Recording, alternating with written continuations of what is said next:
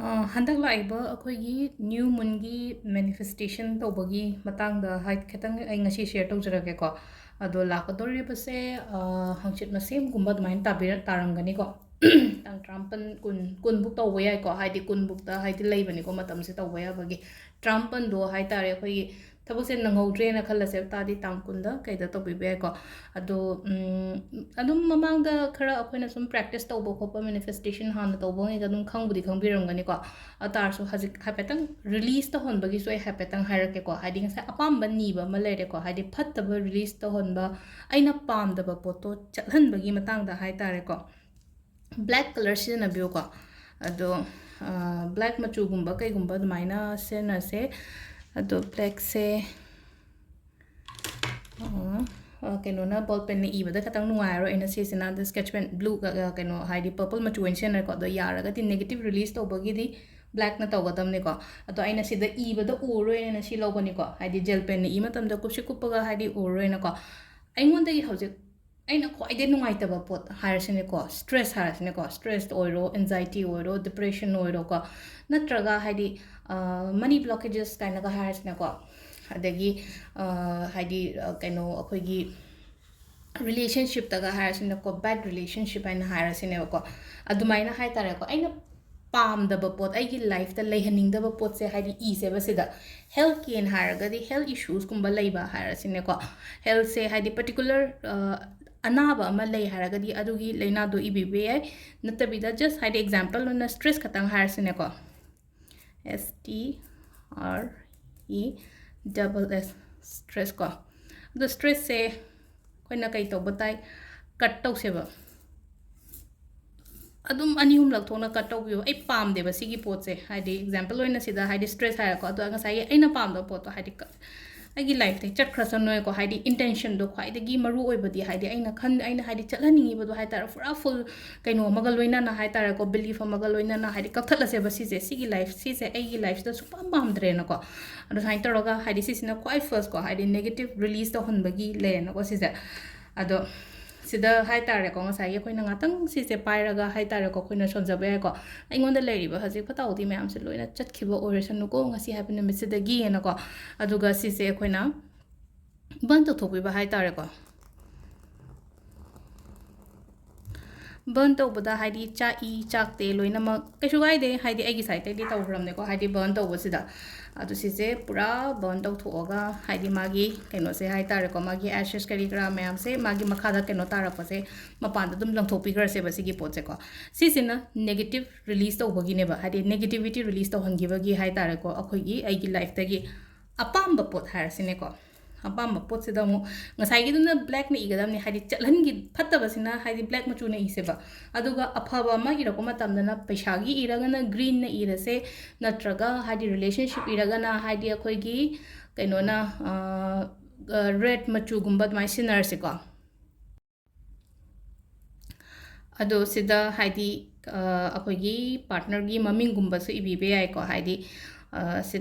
haidi maming ira so isam sam na haidi just word ama katang hai tar asine ko word ama katang se akhoi gi beautiful relationship haina har asine ko sida BAAU beautiful relationship ko yamna phajaba relationship amada aiga aigi husband or wife tuga haidi phajana le natraga haidi khangna baga le raga so ko haidi adu sidasu haidi iba matam je so wakhan do hai tare ko phana khanbi ba hai tare ko adu ngasai gi aham bataw budun haidi phatta batu chat kisano haibane sisina mu ain lakchage haidi aingonda ohen bir o na khanban na ko adu sisu ngatang pai raga hai tare ko sida happy rasive intention aigi aina pam me poto hai tare ko haidi thank you universe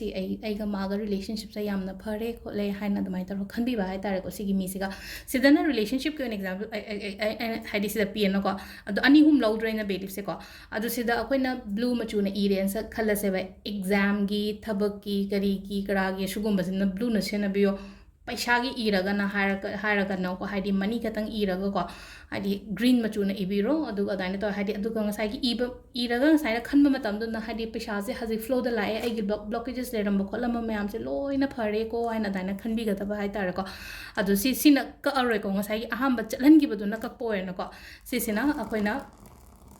ꯀꯛꯄꯒꯤ part ꯑꯃ ꯌꯥꯎꯗ꯭ꯔꯦꯀꯣ ꯍꯥꯏꯗꯤ release ꯇꯧꯍꯟꯕꯗꯅ ꯀꯛꯊꯠꯂꯦ ꯑꯗꯨꯒ ꯁꯤꯗꯅ ꯍꯥꯏꯗꯤ ꯀꯛꯊꯠꯄ ꯈꯣꯠꯇꯠꯄ ꯀꯩꯝ ꯌꯥꯎꯗꯔꯦ ꯁꯤꯁꯤꯁꯨ burn ꯐꯖꯅ ꯑꯗꯨꯝ ꯇꯧꯊꯣꯛꯄꯤꯔꯣꯀꯣ ꯁꯤ ꯂꯩꯔꯦꯀꯣ ꯑꯍꯥꯟꯕꯗꯀꯣ ꯁꯤꯁꯤꯅ ꯑꯩꯈꯣꯏꯒꯤ ꯑꯃ ꯂꯩꯔꯦ ꯃꯦꯅꯤꯐꯦꯁꯇꯦꯁꯟ ꯇꯦꯛꯅꯤꯛ ꯑꯃ ꯂꯩꯔꯦꯀꯣ ꯑꯗꯨꯒ ꯑꯃꯁꯨ ꯌꯥꯔꯦꯀꯣ ꯍꯥꯏꯗꯤ ꯍꯣꯁꯇꯦꯜꯗ ꯂꯩꯕ ꯑꯉꯥꯡꯉꯩ ꯑꯣꯏꯅ ꯍꯥꯏꯔꯁꯤꯅꯦꯀꯣ ꯍꯥꯏꯗꯤ ꯆꯦ ꯕꯦꯂꯤꯐ ꯂꯩꯇꯕ ꯌꯥꯎꯋꯦ ꯃꯣꯏꯗꯤ ꯃꯦꯁꯇ ꯀꯩꯗ ꯆꯥꯕꯅꯤꯅ ꯑꯗꯣ ꯂꯩꯕ ꯊꯣꯛꯄ ꯐꯔꯛ ꯇꯥꯕꯁꯨ ꯌꯥꯎꯋꯦꯅ ꯍꯥꯏꯀꯣ ꯍꯥꯏꯗꯤ ꯀꯦꯟꯗꯜꯒꯨꯝꯕꯗꯤ ꯂꯩꯔꯝꯒꯅꯤꯅ ꯍꯥꯏꯗꯤ ꯑꯉꯥꯡ ꯀꯩꯅꯣꯒꯨꯝꯕꯗꯗꯤꯀꯣ ꯀꯦꯟꯗꯜ ꯃꯩꯈꯦꯠꯀꯨꯝꯕꯗꯤ ꯍꯣꯁꯇꯦꯜꯗ ꯂꯩꯔꯝꯒꯅꯤ ꯑꯗꯨꯅ ꯀꯃꯥꯏꯅ ꯇꯧꯒꯗꯒꯦ ꯍꯥꯏ ꯀꯥꯟꯁꯤꯗ ꯍꯧꯖꯤꯛꯁꯤꯅ ꯁꯤꯗ ꯌꯦꯡꯕꯤꯌꯨꯀꯣ ꯁꯤ ꯑꯅꯤ ꯈꯛꯇꯪ ꯑꯅꯤ ꯊꯣꯛꯅ ꯁꯦꯠꯇꯠꯂꯦꯀꯣ ꯑꯩꯅ ꯆꯦꯁꯦꯀꯣ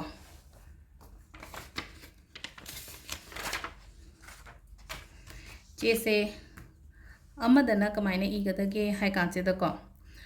ꯁꯤꯗꯁꯨ ꯑꯗꯨꯝ ꯍꯥꯏꯗꯤ ꯔꯦꯗ ꯁꯤꯖꯤꯟꯅꯁꯤꯔꯥ ꯕ꯭ꯂꯨ ꯁꯤꯖꯤꯟꯅꯒꯦꯔꯥ ꯅꯠꯇ꯭ꯔꯒ ꯑꯩꯈꯣꯏꯒꯤ ꯒ꯭ꯔꯤꯟ ꯁꯤꯖꯤꯟꯅꯁꯤꯔꯥꯀꯣ ꯁꯤꯖꯤꯟꯅꯔꯁꯤꯀꯣ ꯍꯥꯏꯗꯤ ꯁꯤꯗ ꯑꯍꯥꯟꯕꯩꯁꯤꯅ ꯁꯤꯗꯅ ꯑꯩꯅ ꯄꯥꯝꯕ ꯄꯣꯠꯇꯣ ꯏꯔꯁꯦꯕ ꯄꯥꯝꯕ ꯍꯥꯏꯔꯒꯗꯤ ꯑꯩꯉꯣꯟꯗ ꯐꯪꯅꯤꯡꯉꯤꯕ ꯑꯩꯒꯤ ꯍꯥꯏꯗꯤ ꯒ꯭ꯔꯦꯠꯐꯨꯜ ꯑꯣꯏꯕꯗꯣ ꯍꯥꯏꯇꯥꯔꯦꯀꯣ ꯍꯥꯏꯗꯤ ꯑꯩꯅ ꯍꯧꯖꯤꯛ ꯍꯧꯖꯤꯛ ꯑꯩꯅ ꯄꯥꯝꯖꯔꯤꯕ ꯑꯩꯉꯣꯟꯗ ꯂꯥꯛꯀꯗꯧꯔꯤꯕ ꯈꯣꯠꯄ ꯍꯥꯏꯗꯤ ꯑꯐꯕꯔꯣꯝꯗ ꯏꯗꯣꯏꯅꯦ ꯁꯤꯅꯀꯣ ꯑꯗꯣ ꯁꯤꯗ ꯑꯥꯏ M grateful gratitude ko I am grateful for ko points se mayam ama ibe ko haidi thabak se oidi oidriba do sida I matamda I am grateful for hairaga thabak se oidi oidraga so ko haidi oire haina khandoine ba ko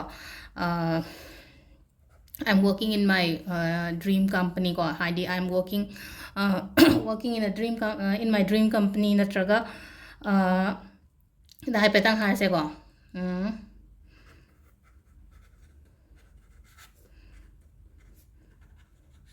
I'm working in my dream company or department aina ining modo hadi metron di raso ko ai hauji aina pamba department da thabak join tawre khole na ko hadi company or department ko ado sisima hadi sum macha ni ko an example please hadi sisima hadi sumaina I do na te ko hadi thabak pamba me ge thabak hadi angang exam thaga da harasine ko sida angang ge na harase ko I have cleared I passed tawre ko I clear tawre I have cleared my NEET ko NEET NEET exam ko hadi NEET exam so na abadina hadi sugumba tawibe ko hadi mathang tang se kushilaktre na ko aduna I have clear my NEET exam ama pa na tawraga oiraga na hadi ai cha se NEET ki exam clear tawre ko le na ko adagi amu hadi relationship hairasine ko relationship ta so I am having a very beautiful relationship ko I am having a hadi ai ga maga relationship yam phare ko daina adum metron di rese ko I am having a very beautiful relationship hairasine ko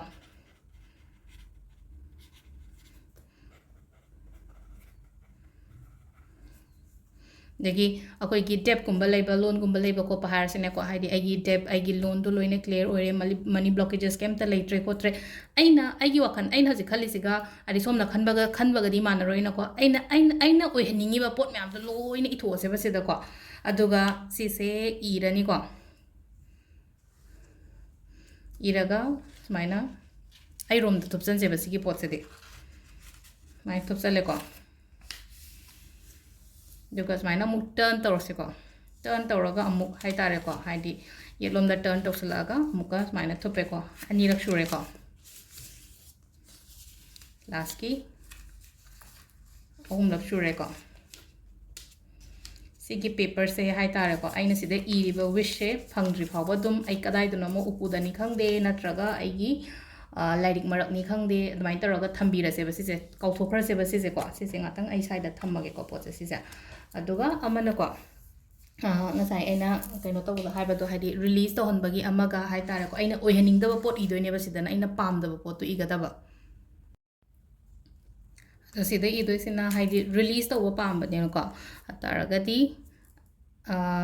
sida hapetang irase ko I want to release ko hadi release ai sigi phattaba se chalhan ginabagi mong de idoine ko hadi meteron de iraga so ko hadi ai engonda hojik leriba phatawdi mayam se hadi loina chatkhibo oirasanu ko haina saina letter ibune ba university da koina letter izare ko I want to release sida ko all the negative ko negative energy harasine ko negative energy hadi dawya da ko taba mayam le hadi I want to release all the negative energy adagi negative thoughts ko hadi wakan phataba khanjan badu yamna hai tare ko negative negative thoughts negative energy leragadi ngasai gi haidi thabeng khang da yadaba relationship ta blockages lakpa imong manung nuai na daba ko taba adum mayam do energy phataba ngasai gi ai gi surrounding to leraga aduna maram oiraga haidi ngasai gi pot mayam do loi shok lai ne ba do ne sida dum haidi pulap thup chalo dum I want to release all the negative energy negative thoughts ko aduga masui ba ko I did release all the money blockages ko haidi money blockages ki labor release so suguma mayam se ko hapet charak ko money ko ina haise adu som sang na igera ka shukai de ba adu si se i matam da ina si purple mu haidi black se thi ba khang jre hojing atang sita ko adu si se ko color se ko black na ibu ko si se ko black color ni igadam ni ko aduga ngasai sina som da thup chali da na ko amana kamai to ga da aina pam da po ne ba du na chalhan gi da na haidi asom da thup se ba po se asom da thup pa ngasai na yet lom dang on salak pa ni na ko handang na haidi ko anti da hai tare ko anti clockwise ko haidi oirom da smai like thora aga hai tare ko oirom da like thoga atuga som da muk thukre na ko haidi asom gi side ta aina pam da da sai nong like sila ani atuga mamang da muk thukra ni ko aduga sigi potsina akoina haidi sida iri ba mayam se aina ai wakhan ju khan doine ko haidi sida aina igi mayam se loina chakre sanu ko haidi ai gi life sida gi chakre sanu ko haina khanbi ba hai tare ko ado sisina koina burn tau tho se ba ko sigi potsina noina ha ba do kon gumba kaino gumba da sena bigano ko yara ga di ko akoi gi season roi da pa ko noi tara ko amone sena ga no smane sena ga den traga leba ki kambi gumba kai gumba diwali da kai da than gi ba do ai se diwali da than gi bai arim kaino le ho ne sum aina si smaina thadok thajin to bo ge ena lang thok tra ba sigi pot sima di adu na haidi leba ki kambi gumba kai gumba am da ko smain to raga to wi ba yai ko